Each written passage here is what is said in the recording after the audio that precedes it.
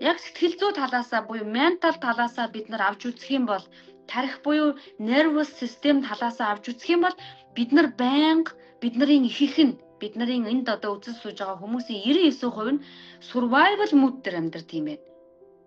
Буюу амьд үлдэх одоо юмд гатсан байд юм байна. Та бидний ихэнх хүмүүсийн проблем буюу асуудал тэр амьд үлдэх одоо тэр mood гэж хэлээд амьд үлдэх төдөв байдал байгаад байгаа учраас өнөөдрийн таны асуудал танд ирж байгаа юм байна. Сонирхолтой байгааз би өөрийгөө орон гэрээр хангацаад байна. Хоол унд надад байна. Гэтэл би миний дотор намайг аюултай гэж бодсон хэвээр гэж юу? Бидний одоо тэр nervous system буюу бидний тарих. За бидний тарихад бид нарыг ерөөсөө ямар зорилготой гэдгийг тоодгүй. Одоо бид нар урдаа нэг зорилго тавьдаг шүү дээ. Хүн болгон зорилготой тийм. Нэг нь одоо хэл сурах зорилготой, нэг нь одоо өндөр одоо албан тушаал хүрэх зорилготой, магадгүй нэг нь гадагшаа явах, магистр сурах зорилготой. Бид нарт зорилго байгаа. Гэтэл бидний бие маань, бидний nervous system, бидний body, бидний бие маань, энэ бие маань бидний тэр ерөөсөө тэр зорилгыг ерөөсөө авч хэлцэхгүй. Тэр бидний тархинд бидний зорилго ерөөсөө хамаагүй. Энэ хугтгууныг бид нар 3 төвшөнд авч хэлсэн. За нэгдүгээрх нь болохоор одоо spiritual side буюу одоо бидний одоо нөгөө сүнслэг талаасаа бид нар авч үзнэ. Энэ сэдвт бид нар юу ярих вэ гэвэл бүх зүйл энерги. Энэ квант талбарт таны бүх хувилбар байгаа. Өнөөдөр та одоо тий 3 саяын цалинтай, эмч мэрэгжилтэй, хоёр хүүхэдтэй нэг нөхөртөө таны энэ хувилбар байхад тэр квант одоо энэ талбар дээр зэрэгцээ таны хідэн хувилбар байгаа. Сайн ч муу ч танаас доройтсон хувилбар нь ч байгаа. Танаас одоо дээгүүр хувилбар нь ч байгаа. За хоёрдугаар зүйл нь болохоор mental side. Энэ нь болохоор бид нарын бодлууд, бид нарын итгэл үнэмшлүүд, тэгээ бид нарын subconscious mind буюу бид нарын одоо conscious mind буюу бид нарын ухамсар. Тэгэхээр бид нарт 3 зүйл авч үзсэн гэсэндээ нэгдүгээрт нь бид нар spiritual буюу сүнслэг талаас нь авч үзсэн. Бүх зүйл бол энерги, бүх зүйл бол хязгааргүй, нэгэн зэрэг яг одоо энд нэгэн зэрэг миний хэд хэдэн хувилбар байгаа гэдэг зүйлийг авч үзсэн гэсэн. Хоёрдугаар тал дээр нь бид нар mental side буюу оюун ухааны талаас нь авч үзэн. Энд болохоор бид нар бидний бодол өдрө болгон бид нарыг 50 байлгадгүй 60,000-аас 80,000 бодлууд, бидний итгэл үнэмшлүүд, далд хумсар суусан итгэл үнэмшлүүд, өөрийгөө та ямар хүн гэж бодож байгаа юм. Тэр буюу одоо бидний subconscious mind буюу далд хумсар. За дараагийнхан дугаар дээр нь болохоор physical side буюу бидний махан бие байгаа. За ингээ ийм 3 зүйлийг авч үзсэн. 3 зүйлийг бид нар нийлэнхүүд нь энэ nervous system гэдэг дотор авч үзсэн гэсэн. Тэгэхээр physical side болохоор бид нарын одоо 5 мэдрэхүү тэ үнэрлэх, харах, сонсох гэдэг энэ 5 мэдрэхүү орно. Тэгээд дээрэс нь бид нарын body буюу бидний махан бие орно. Тэгээд бид нарын nervous system орно. За тэгэхээр бидний энэ бие маань бидний далд хумсрын хамгийн чухал зүйл нь болохоор бид нарыг амьд үлдэх. Түрүүн би хэлсэн бид нар амьд үлдэхийн тулд бид нар орон байраараа ингээд хангагдаад хоол унд идж байгаа бид нар амьд үлдэхийн тулд тэгвэл бид нар тэр хэрэгцээг хангаад байхад эний бид нарын дотор байгаа одоо дотоод ертөнцид маань бид нар үргэлж амьд үлдэх энэ нөхцөл байдал байдаг юм байна. Үргэлж одоо тэр хэрэгцээ хангагдаагүй юм шиг ийм байд юм байна. Жишээлбэл am I safe гэл ингээд би аюулгүй байна уу? Би яг одоо аюулгүй байна уу? Энэ зүйл аюултай юу гэж бид нарын дотор үргэлж асууж байдаг байна. Тэгэхээр бид нар үргэлж өөрөөсөө яг ийм хэлбэлцлийн энергийг гаргаад ийм одоо айцтай явхаараа бид нар одоо өөр хэлбэл айцтай байна гэсэн үг шүү дээ. Энэ аюултай юу? Am I safe? Би аюулгүй юу? Гэт ингэж асуугаад байдаг гэсэн. Тэгэхээр энэ бид нарын survival mode буюу амьд үлдэх энэ зүйл маань одоо ингээд улаан гэрэл асаад бид нарын дотор ингээд ийм байгаа үед бид нарын дотор тайван байдлыг мэдрэхгүй буюу аюулгүй байдлыг мэдрэхгүй байгаа үед бид нар гаднаасаа байраар хангаад хоол ундаар хангагдаад байгаа боловч бид нарын дотор түүнийг мэдрэхгүй байна. Тэгвэл бид нар яах вэ? Бид нарын дотор түүнийг мэдрэхгүй учраас байнга Are you safe? Are you safe? Are you safe? Чи аюулгүй юу? Чи аюулгүй юу? Am I safe? Am I safe? Би аюулгүй юу? Тэ?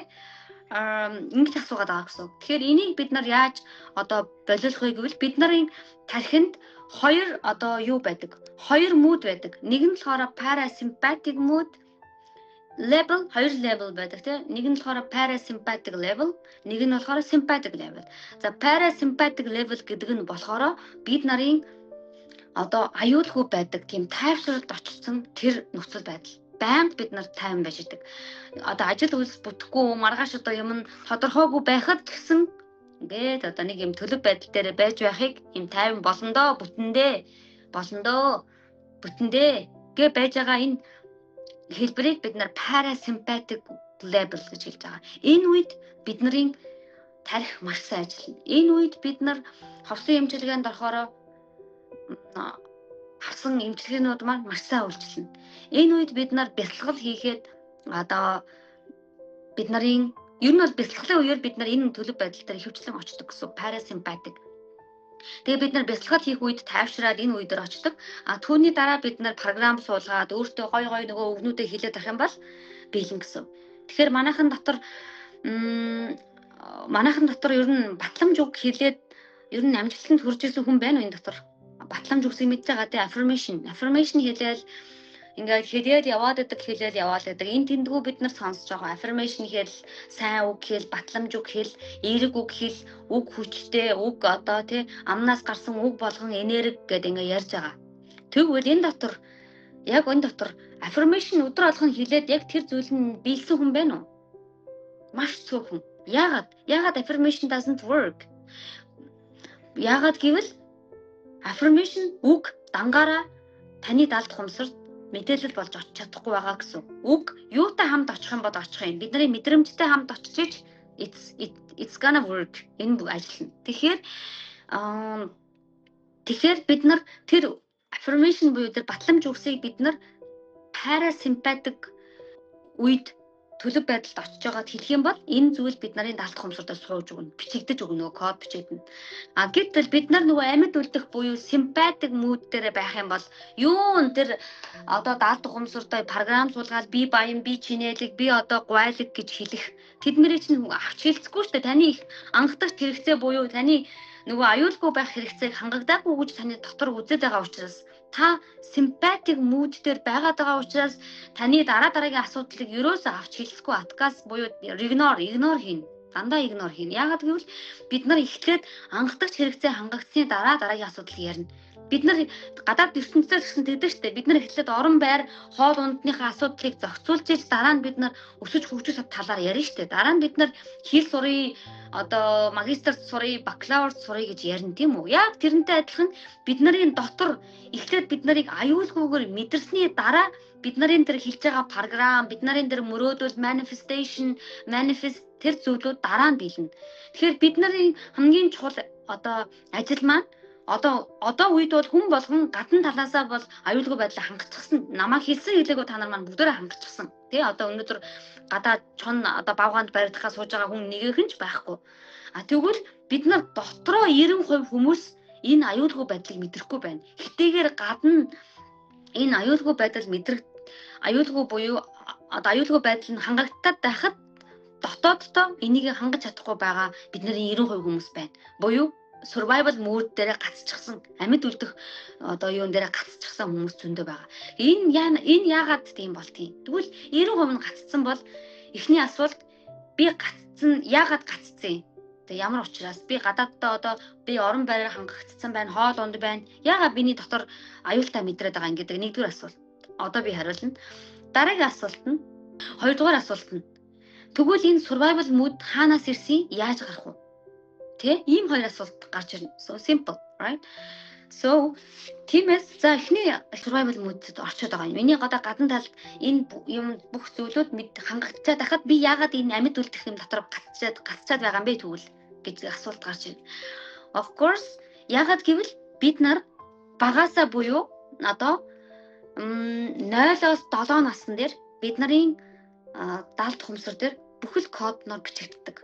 За энийг та нар маань зөндөө сонсч ирсэн баг. Тэр 0-аас 7 нас хүртлээр сонсож бичиж авсан програмаар өнөөдөр бид нар амьдарч байгаа. Тэгэхээр өнөөдөр та нар маань өөрсдийнхөө амьдралыг ингээд зүгээр нэг бодоод харчих. Надад амьдралын ямар асуудал байна? Нэг асуудал дахин давтагдаж байна уу?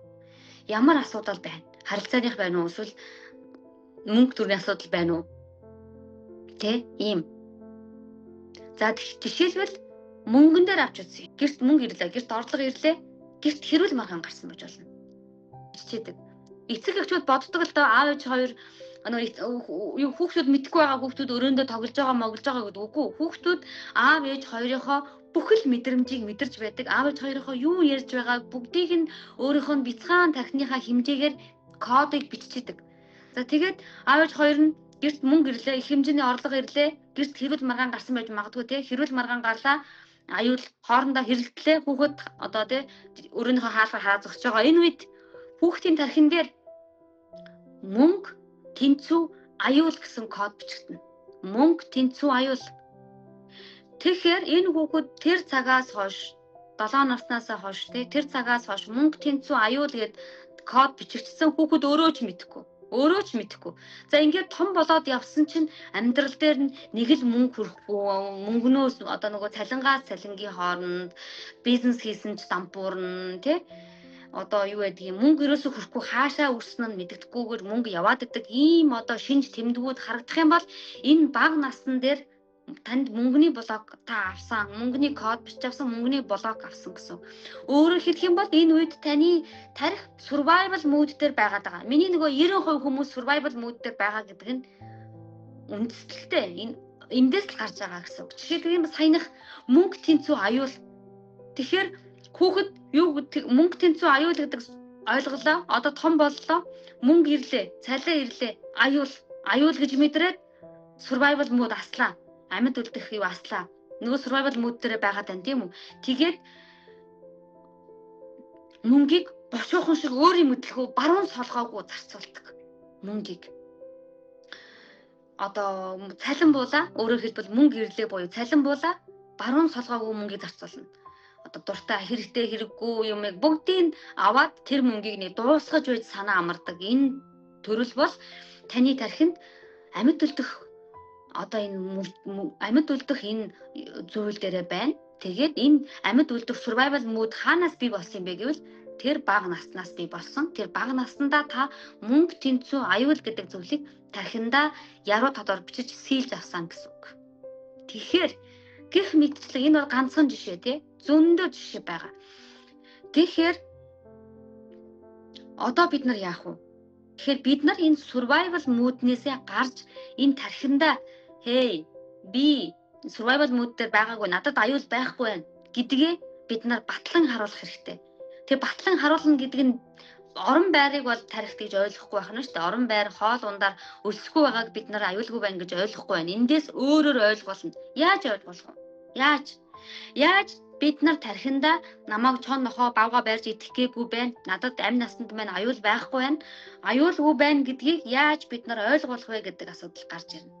Тэгэхээр энийг бид нар одоо ховсын эмчилгээгээр бага нас руугаа очиж саяных тэр миний дөрөвний жишээн дээр хэлсэн мөнгө, тэнцүү, аюул гэдэг өөрөө ч мэдлгүйгээр одоо бичээд авчихсан тэр програмыг, тэр үйл явдлыг устгаж одоо уг үндсээр нь яг л бид нар зэрлэгийг гарч ирсэн үед нь зулгаагаад авч хайдаг штэ. Тэгэхгүй бол ногоо ургахад цаад болдог, тэ төмс ургахад цаад болно. Тэрнүү шиг энэ одоо миний өнөөдрийн сайхан амьдрахад, миний өнөөдрийн өөрийгөө аюулгүйгээр мэдэрч сайхан амьдрахад маань саад болоод байгаа тэр үйл явдлыг миний тархинд бичигдчихсэн, гүн бичигдчихсэн тэр үйл явдлыг бид нар ховсын эмчилгээний тусламжтайгаар тэр үе дээр нь очиод түүнийг идэх хэрэгтэй. Тэгэхээр бид нар одоо ховсын эмчилгээнд ороорой гэд хүмүүст хэлэхээр хүмүүс нэг юм мөнгө зарсан энэ зүгээр л нэг юм одоо нэг юм зарлага гэж ойлгоод байдаг. Зүгээр л нэг би нэг мөнгө зарцуулаад ингээд үгүй. Та өнөөдөр өөрийгөө эмчилгээнд авчирснараа та 7 үеэ цэвэрлж байгаа.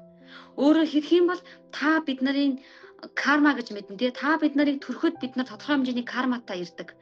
Тодорхой хэмжээний карматай, тодорхой хэмжээний програмыг эхийн хөвлөгөөс зарим хүүхдүүд бүр авч төрдөг. Тэгэхээр бид нар өөрсдийн мэдлэгүүгээр оролцоогүйгээр энэ хорвоо дээр ирэхдээ тодорхой хэмжээний карматай, тодорхой хэмжээний сөрөг програмтай ирдэг. Тэгвэл тэрийг одоо яах вэ? Тэрийг бид нар одоо таслан зогсоох хүн нь та юм аа. Хэрвээ та таслан зогсоохгүй одоо ингээд аргацаагаад ядарч цөхөрч явсаар байгаад энэ хорвоог дуусгах юм бол энэ зүйл таны үр хүүхэд дээр ирнэ. Таны үр хүүхэд жишээлбэл та насаараа мөнгөний асуудлаар одоо асуудалтай байж ирсээр байгаад тэр асуудлаа шийдэхгүй нэг ч удаа ховсод орохгүй явсаар байгаад энэ хорвоогоос өнгөрөх юм бол таны хүүхэд тийм карматай, тийм даалгавартай, тийм сүнсний даалгавартай ирнэ. Тийм сүнсний даалгавартай ирээд өөрөөр хэлэх юм бол тэр хүнд мөнгө дандаа мөнгө байхгүй буюу ачигдaltaй байдалд байлгаснараа тэр хүүхдийг наад мөнгөнийхөө асуудлыг шийд, наад мөнгөнийхөө блокийг шийд гэдэг энэ одоо сүнсний даалгавартай ирээд хизээ тэр хүүхэд сүнснийхаа даалгаврыг биелүүлнэ. Тэр үед тэр сүнсний тэр одоо нөгөө тэр бэрхшээл асуудал тэр хүний амьдралаас алга болно. Буюу 7 үеэ цэвэрлэнэ гэдэг бол юм. Тэгэхээр бид нар зөвхөн амин хувиа хичээгээд өөрийгөө бодоод өнгөрч болохгүй. За яг би одоо 60 хүрсэн надад тэр одоо трама ямар хамаатай юм. Би одоо тэгж байгаа л одоо угаасаа хөхмөн гэд манайхан чинь бид хэд ч ер нь одоо хөхтэй бас бэлддэг хүмүүс шүү дээ. 50 гарлаад бол за би одоо өнгөрсөн гэж сурхаа зогсоон өөрийнхөө бүх юмыг зогсоодог. Мэдээж бүгд биш л дээ. Ихэнх нь. Ингээл одоо бид тэтгэврийн хүн ийм тийм гэдэг ингээд бид нар өөрсдөө хямарч эхэлдэг. Хөхтэй бэлдэж эхэлдэг. Яг тэрнэр шиг магадгүй та 60 нас хүрсэн бид нар энд өнөөдөр эцэг ихтэй гомдох гомдлыг яриад эцэг ихтэй гомдох гомдол хүний амьдрал нэр асар их хор нөлөөтэй байдаг шүү дээ манайхаа. Хэрвээ та нар маань тэр хор хүнээлийг мэддэг байсан бол өнөөдөр та нар маань зүгээр нэг лайв үзэж суухгүй айл хэдийн ховсын эмчилгээнд ороод одоо станаар уралдаж булаалцаж алалцаж цаг аваад явж явах байсан баг. Хэрвээ үн цэнийг нь хэрвээ ээж аавдаа гомдох гомдлыг арилгаснаар таны амьдралд ирэх давуу талыг та мэддэг байсан бол за саяных юмгаа эргээд оръё. За тэгээд цэвэрлэх хэрэгтэй. Тэгэхээр өнөөдөр таны амьдралд саяных мөнгө тэнцүү аюул гэдэг тийм програмтай байлаа гэхэд та тэр програмаа энэ зүгээр өөрөө устгахгүй. Та 60 хүрсэн чинь 80 хүрсэн ч энэ хүнд одоо 30 жил энэ програмтайгаа амьдралаа за одоо болно гэж ийм өршөөл хайр байхгүй. Энэ програм хизээ та хизээ одоо ховсын эмчилгээнд ирж ороод энтэйгээ ажиллана энэ програмтайгаа хитэн сар одоо хэрвээ та ховс хийхгүй бол сар жилээр ажиллана энтэйгээ. Хэрвээ ховсын эмчилгээ бол илүү хурдан үр дүнтэй эмчилгээ шүү дээ. Хэрвээ та өөрөө ажиллана би мөнгө төлөхгүй би өөрөөрөө ажиллана гэх юм бол өдөрт 4 цаг бясалгал сууж хийх хэрэгтэй. Нэг ч өдөр таслахгүй. Таслах юм бол эхнээс нь эхэлнэ. Дээрээс нь бид нар өдөр болгон хідэн цагаар энэ толгойд барьж байгаа бодлогуудыг бичих хэрэгтэй. Ингээд ховсгүйгээр мөнгө зарцуулахгүйгээр үүнийг эдгэх арга байгаа юу гэвэл байгаа. Гэхдээ маш их жил зарцуулна та. 2-3 жил өөртөө ажиллана. Энэ хооронд бид нар тийм цаг хугацаа биднэрт байхгүй шүү дээ. Бид нар 4 цаг бясалгал хийгээ сууж ивэл хэн мөнгө олох уу, хэн ажилдаа явах уу, хэн орлого цалин юу болох уу, хүүхэд нөхөр юу болох уу гэд биднэрт энэ бол боломжгүй. Ихэвчлэн нь боломжгүй учраас бид нар ховсын эмчилгээнд та ирээч. 10 удаагийн сэтгэл зүйн зөвлөгөө авсантай тэнцүү үр дүнг ховсын эмчилгээнээс авдаг юм аа гэж бидэд хэлээд байгаамаа. Энийг би зохиогоогүй. Энэ шинжлэх ухаанаар батлагдсан тэртех одоо Америкийн 18 дугаар зуунд Америкийн одоо сэтгэл засалж Милтон Эриксон гэдэг хүн анх өөрийнхөө энэ сэтгэл зүйн зөвлөгөө үзүүлдэг эмчилгээндээ ховсыг ашигласан байгаа.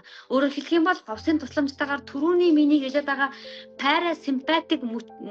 парасимпатик тархины левел тархины төлөв байдлаар нь ярих юм бол альфа цаашлаа тета төлөв байдал дээр очиж бид нар тэр нөгөө аюулгүй байдлыг мэдэрнэ. Байнга аюултай байдлыг мэдрээд явдаг 24/7 амардаггүй бид нарын тэр доторх төлөв байдал тэр ховсын үед бид нар гүн тайвшрал, гүн төлөвшил, гүн тэр далд хумсар маань нээгдээд нөгөө парасимпатик левел дээр очих үед бид нарын тэр нөгөө нэг блокуудыг бид нар маш хурдан тавьж явуулна. Маш хурдан өөрөөсөө тавьж явуулаад шинэ програмуудыг бид нар бичиж авдаг.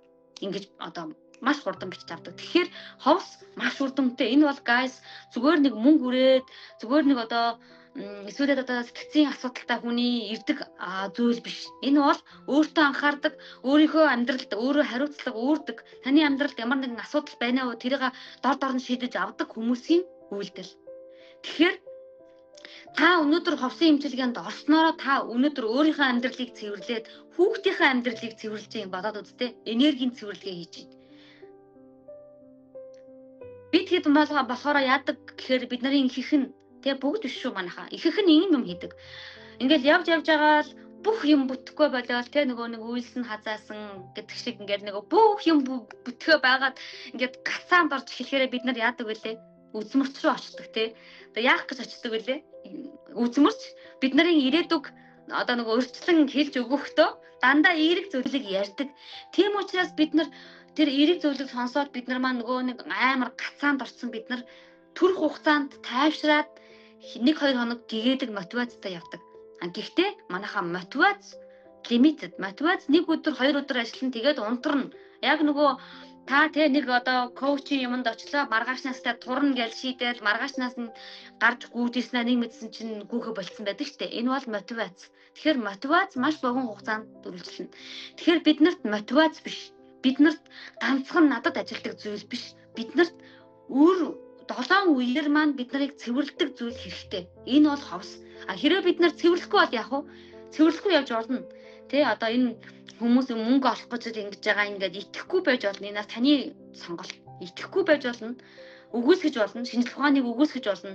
Одоо мухраар зүтгэж болно өөрөөхөө. Тэгээ ядарч зүтгээд ямар ч байсан бид нар тарамаагаас удаад өвчихгүй. Бүхэл саяных миний хэлсэн ментали буюу оюун ухаанаараа physically буюу махан биеэрээ тэгээд spiritual буюу сүнсэн биеэрээ 3 биеэрээ зэрэг бэрхшээлд өөрийгөө унгаана.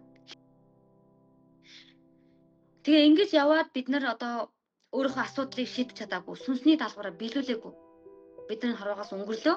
Бид нарын сүнс эргээд дахиж төрлөө олоод таны хаа нэгэн газар хин нэгний хүүхэд болоод эргээд энэ хорвоодоор ирэхдээ яг тэр сүнсний даалгавартай яг тэр бэрхшээлтэйгээ ирнэ. Яагаад гэвэл та энийг карма гэж ойлгож болно. Яагаад гэвэл та тэр асуудлаа шийдээгүй. Бид нарт амьдрал дээр ирж байгаа бүх асуудлууд бид нарыг одоо яахын тулд биш. Бид нарыг одоо шаналхахын тулд, зовоохын тулд биш. Бид нарыг тэр бэрхшээлээсээ одоо гарах замыг олж аваад хөгжөөсөө, өсөөсөө дараагийн түвшин рүү очиосоо гэж өсөж хөгжилтийн хөгжихийн тулд биднэрт энэ бэрхшээл асуудал ирдэг. Сүнсний даалгавар ирдэг. Гэтэл бид нар тэр сүнсний даалгаврыг биелүүлэхгүйгээр одоо тэр нэг асуудал донд дарагдаад шийдэж чадахгүй. Ингээд нөгөө нэг түрүүн хэлээд 100 дахин хүчтэй илжиг одоо хүчтэй ачааг үүссэн юм шиг ингэж явсаар байгаад бид нар ингээд энэ хорвоогоос дуусах юм бол бид нар дараагийн дүрэлтэн дахин энэ асуудалтаагаар ирнэ. Тийм учраас энэ одоо энэ эмчилгээнд ирээд өөрийгөө энэ одоо spiritual буюу одоо энэ сүнснийхаа энэ зүйлүүдтэйгээ ажиллаад өөрийнхөө галт хумсартайгаа ажиллаж ийн гэдэг бол ганц хар амиа бодож байгаа зүйл биш. Энэ бол 7 үеэ цэвэрлж байгаа. Тэгэхээр травмаг өнөөдөр танд хүртэл дээр үед бид нарын аав ээжид бол мэдлэг бага байсан. Дээр үед энийг цөөн хідэн ноёд цөөн хідэн эрх мэдлэгтэн тушаалтнууд мэдээд түүнийг өөртөө хэрэгэлдэг байсан. Хүмүүс хуваалцдаггүй байсан. Мэдээллийн технологи, интернет байхгүйсэн учраас энэ зүйлийг хэн ч яриаггүй. Тийм учраас бид нарын өвөө эмээ аав ээж энэ зүйлийг мэдээгүй тэр травмагаа эмчилж чадаагүй үхээд одоо энэ хорвоогоос яваад хүүхэд нь тэр травматайгаа төрөөд дахиад тэр травмагаа хүүхдэд өвлүүлж өгөөд өөртөө яваад хүүхдүүд нь травматайгаа үлдээд ингээд травмаг өвлүүлж ирсэн. Бид нар одоо хүүхдүүдтэй үр эд хөрөнгө өвлүүлэхээс гадна бас травмаг өвлүүлдэг. Бид нар сайн зүйлийг ч өвлүүлдэг, муу зүйлийг ч өвлүүлдэг. Сайн зүйл гэдэг нь бид нар саяных одоо нөгөө хүүхдүүдтэй өөрсдийнхөө давуу тал, сайн зан чанар, сайн зуршил, магадгүй одоо эд хөрөнгө янз янзын юм өвлүүлж байна сайн зүйлүүд. Муу зүйл бас өвлүүлнэ. Өөрийнхөө муу зуршлаа, өөрийнхөө орилж хашгирдаг зан чанарыг өвлүүлнэ. Хүүхдтэй бүр үн төлбөргүй өвлүүлнэ. Ингээл хүүхэд таныг хараад өвлөд авчина. Тэгээд саяных кармагаа хэрвээ та өөрөө шатааж, өөрөө эдэлж сурах ёстой сургамж авах ёстой хичээлийг аваагүй дуусгах юм бол таны хүүхэд заавал энийг үргэлжлүүлнэ. Тэгэхээр таны хүүхэд мэдхгүй бид нар хэлж мэдхгүй таны хүүхэд тэр травмаг өвлж авчаад тэрийг одоо таньж мэдээд ойлгоод ажиллаж чадах юм уу чадахгүй юм бид нар мэдхгүй. Ямар ч л байсан бид нар өөртөөсөө үлдэж байгаа дараагийн үе дээрээ өөрийнхөө травмаг муухай зуршлыг, муу сайн бүх юмыг ингэж өвлүүлж өгөөд энэ хорвоогоос явдаг байх нь. Харин хүүхдүүд маань хөөрх юм бид нар тэр травмаг эдгээгүй учраас хөөрх юм тэр травмаг таага одоо нөхрөө сонгоод тэр том болсон насанд хүрсэн хүүхэд маань бидний травмаг авсан хүүхэд маань травмагаараа нөхрөө сонгоно. Энэ бол хамгийн аюултай. Тэгэхээр танд одоо жишээлбэл энд би тайлбарлая л да.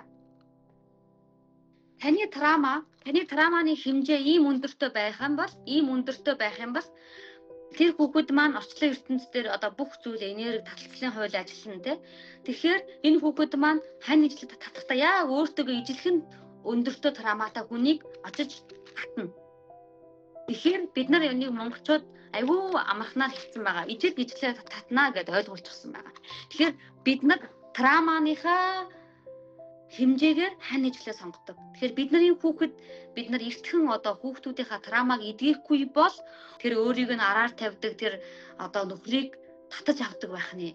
Тэгэхээр энэ бол травмагаа эдээгүй учраас өөрөөр хэлэх юм бол травма яагаад эдгэх чухал вэ гэвэл травматай хүн болохоор травма авсан цагаас эхлээд хүн ментали өсгөө болждаг. Оюун санааны хувьд хүн өсгөө болдог. Тэгэхээр травмаг аль наснд авдаг гэсэн би түрүүн бага наснд авдаг гэж хэлсэн те. Травмаг бага наснд авдаг. Буюу 0-7 наснд авдаг. Тэгвэл травма авах үедээ хүн өөрийгөө тэр насн дээрээ үлдчихдэг. Тэгэхээр та 0-7 наснда травма авлаа. 0-7 наснда ингээд травма авчлаа. Таны бие ингээд өснө. Тэгээ та том болоод 18 хүрнэ, 20 хүрнэ. Гэхдээ таны оюун санааны хувьд та нөгөө 7 наснда травма авсан насн дээрээ үлдчихдэг. Энэ хамгийн аюултай. Тэгээд яаж мэдрэгддэг вэ гэвэл ихэнх хүмүүс гэр бүлтэй болсны дараа мэдэрдэг. Тэгэхээр өөрөө хэрвээ оюун санааны хувьд хүүхэд менталити майндсеттэй те хүүхэд майндсеттэй хүн яг хүүхэд майндсеттэй нөхрийг татна. Хүүхэд майндсеттэй нөхөр хүүхэд майндсеттэй эхнийг татна. Ингээд хоёр хүүхэд майндсеттэй хүн яах вэ? Аль нь ч амьдралд хариуцлага хүлээхгүй. Тэгээд нэгэндээ гомдлон, нэгнээсээ халамж хайрыг хүлээн гэдэг бол хүүхэд позиц. Хүүхэд төлөвдөг хүн хүлээдэг. Хүүхэд аав ээжээгээ надад маргааш авч өгнө, надад хувцас авч өгнө, надад гоё юм авч өгнө гэж хүлээдэг. Том хүн хүлээдэггүй. Том хүн бол өөртөө хариуцлага өөртөө хэрэгтэй юм авдаг. Хүүхэд хүлээдэг. Тэгэхээр таны нас 30-40 нас хүрсэн ч гэсэн хамаагүй таны ментали оюун бодлын хувьд та хүүхэд буюу энэ 7 настай хүүхэд ч таны сэтгэхүй майндсет чинь тийм болсон байх юм бол тийм нөхрийг татна. Тэгээ хоёр хүүхэд яах вэ? Хинэн ч хариуцлага хүлээхгүй ингээл гомдон, маргалтан, одоо нэгнээс хайр хүснэ. Ингээд нөгөө бүх проблема эхэлж байгаа гэсэн. Тэгэхээр оюун санааны хувьд насанд хүрсэн хүн бол тайван, тогтуун, одоо нөгөө нэг ийм сэтгэл хөдлөл нь ийм биш байдаг. Ер нь травматай хүнийг үйл хөдлөлөөрөө хандчихгүй байдаг. Нүднийх нь юунаас хүртэл хандчихгүй байдаг. Тэгэхээр манайха травма эдгэх бол маш чухал. Хүүхэд төлөвтэй байна гэдэг чинь одоо нэг басны бас ичмээр байгаа зү. Та өөрөө одоо 30 настай, 40 настай, 60 настай мөртлөө таны оюун бодол 7 настай хүүхдэх шиг байна гэдэг чинь бас ичмээр байгаа. Тэгэхээр бид нар энэ травмаг эдгэх ёстой. Тэгэхээр тэр травмаг бид нар эдгээгээд одоо ховсын эмчилгээнд та орлоо. Тэгэхээр энэ 7 насны дээр гацсан байгаа энэ энерги нь гацаад, блок үүсээд, бүх юм нь гацаад, өсөлтөн зогссон байгаа энэ 7 настай хүүхэд маань одоо ховсын эмчилгээнд ороод тэр нөгөө нэг бүхэл айдас гомдлуудаа тавьж явуулсны дараа энэ хүүхэд оюун бодлын хувьд энэ хүүхэд биш энэ ясан дээр хүн штэ. Том хүн штэ. Энэ том хүн оюун бодлын хувьд өсөж эхэлдэг. Тэгэхээр травма бол нэг өсөхгүй ингээд гацаагаад ингээд гацаагаад энэ байлгаад байгаа гэсэн. Нас нь хүрсэн нөгөө тий өндөр нь өсөөл, бие нь томроод, килограмм нь өсөөл, өндөр нь 2 м болоод яваад байгаа ч гэсэн бид нарын энэ оюун бодол маань хүүхэд төлөв дээр энэ травматайгаа уягдаад холилдоод энд ингээ үлдчихсэн байгаа гэсэн. Тэгэхээр нөгөө ховсын эмчилгээнд ирээд байгаа маань хүмүүс энд мөнгө зараад байдаг маань энийг ингэж суллаад насанд хүрсэн төлөв дээр аваачих. Ийм одоо учиртай байгаа. Дуу масчихгүй зэрэгцэж яриад байгаа юм би. Тэгэхээр хэрвээ та нар маань энэ одоо травма эдгэхийн одоо ашиг тус нь ямар гэдгийг мэддэг байсан бол хэрвээ травма эдгэх ямар чухал гэдгийг травма эдгээсэн дээр амьдралд ямар үр дүн гардыг мэддэг байсан бол өнөөдөр хүн болгон одоо бүх ажлаа хойно тавиад одоо энэ эмчилгээнд бүртгүүлэх байсан баг. Би бол тэгж л боддог. Яагаад гэвэл энэ тийм хэмжээний ус агаарын дараа орох чухал зүйл. Таны амьдралыг шийдэж байгаа зүйл бол таны трама, таны эдгэрэл. Таны амьдралыг таны эдгэрэл шийднэ. Энэ мэдээллийг боловсруулад мэдлэг болгоод ингээд өөрийнхөө төлөө алхам хийж өөрийнхөө үр хойчийг ч гэсэн бодооч. Үр хойчтой ч гэсэн трама, карма үлдээхгүйгээр үр хойчоо 7 үеэрээ энергийн цэвэрлэгээ хийцгээе. Одоо зүүн совон, ховсын эмчилгээгээр хамгийн мундаг Орос мэрэгчлэнүүд манай дээр байгаа. Тийм бол сонсоол өнгөрнө. Үйлдэл хийхгүй бол ерөөсөө өөрчлөлт ирэхгүй. Өөрчлөлт үйлдэлээр ирнэ. Амьдрал маш гоё. Ийм гоё амьдралыг тэр траматагаа тэр одоо тэгээ нөгөө траматай явна гэдэг бол ерөөсөө нүдэн анаад явж байгаатай адилхан шүү дээ. Нүдэн анаад 4 жилийг өнгөрөөцсөн байгаа байхгүй юу? Маш гоё үн цэнтэй мэдээллүүдийг та нар маань бусдаагаа хуваалцаарай.